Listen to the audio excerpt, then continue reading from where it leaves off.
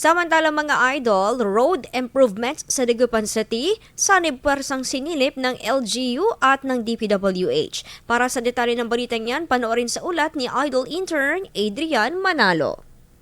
104.7 IFM. Report! Nagsagawa ng produktibong pagpupulong ang pamahalaang panglungsod at Department of Public Works and Highways para sa mas maayos na pagpapatupad ng mga road project at nakaambang plano sa Dagupan City ngayong taon.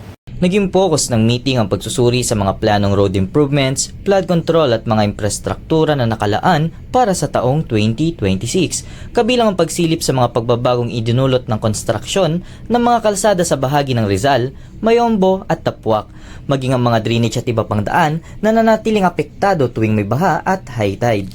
Binigang diin ang koordinasyon ng dalawang tanggapan bilang susi sa maayos na serbisyong publiko at upang matiyak na ang pondo ng bayan ay magbubunga ng dekalidad na pasilidad para sa bawat Dagupenyo. Dahil sa kolaborasyong ito, asahan ng mas mabilis at mas progresibong kakalsadahan at drainage system sa Dagupan na malaking ambag sa ekonomiya ng lungsod.